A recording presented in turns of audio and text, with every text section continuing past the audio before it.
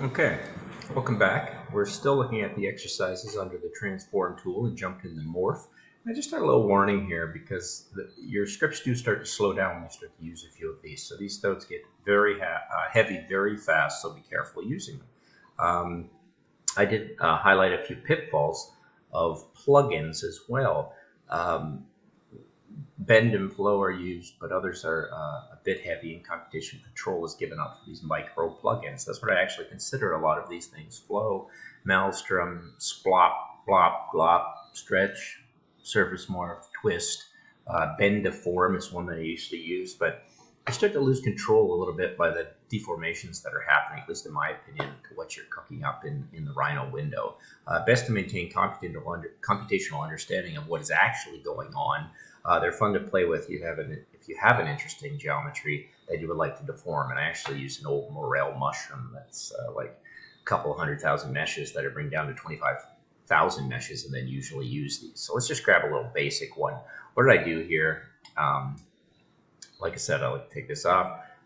Let's jump in and grab exactly what we're looking at only. So I just popped in a cylinder, a certain radius of length, nothing too fancy. Did a surface evaluation on that to construct a point in a range so I could find a bunch of nice little ranged planes with on them, points, planes, and UMV directions and frames. Sorting points is kind of nice because I can throw it through a sort point function, but I'm not even going to bother with that. I'm going to actually jitter those, and I have a way of actually taking that list and moving it around so actually I can play with a different order. And in doing so, I thought, well, let's just put a bounding box around it and use that as the reference box for the geometry, and then twist the box through having a jitter to where these points actually might go. So I just kind of deconstruct a list item and then put it back into the twisted box. You can see how this starts to behave and move. And of course, the geometry has to update according to that. And this is not the most smooth, beautiful geometry you can imagine, but it's really dependent upon the 8 points that make up a box. And that's kind of how I think about it. What we end up doing with it generates some different lofted forms.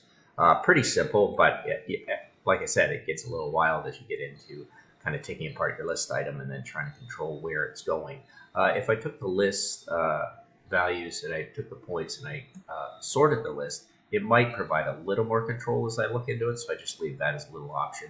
And actually, that's a pretty nice little shape. I don't mind that one. And so I might find something I like and then end up baking that in the Rhino before I do anything further. Take it, bake it in, and then with that surface, I might offset that, offset surface. It's probably going to come up because I've been doing that an awful lot in Rhino lately. Let's just do a flip direction or 0.5 and see what we end up getting. And there you go. Nice little form that you can play with that possibly you would never have generated. And let's just take a look at it and render. And there we go. Kind of an interesting form, but we do have some real problems occurring on this side because what it's asked itself to do. So I am very careful with these nodes, and I'm not super excited about them. Maybe other people are more, and they can just let me know what they're doing. I still would rebuild a lot of these surfaces before doing that offset, even though I may end up getting at some geometries because of it. Please play around with them, though. Try the flow and the bend to form. That's kind of nice to think about how you're moving things. The Maelstrom's a wild node, a pretty cool plugin if you like things like the kaleidoscope and things like that. And swap and morph, stretch, surface morph, and trim are worth twist are worth getting into as well. If these become iterative and you actually start using them in the Python components, they can be pretty powerful and they can do some very complex things very fast. Anyway, I'll just leave that out there.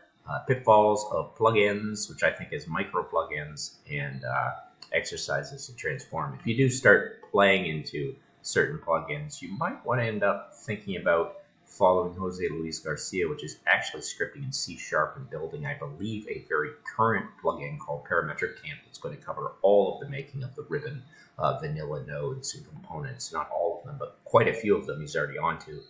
Very excited to watch what's happening there, and it's keeping me thinking C# programming in the C# node, and then very ideally I would be able to move that into Visual Studio and make some very fast compiled things as well. So a nice place to start, and I wish you luck, and I'll keep going with the videos. Thanks.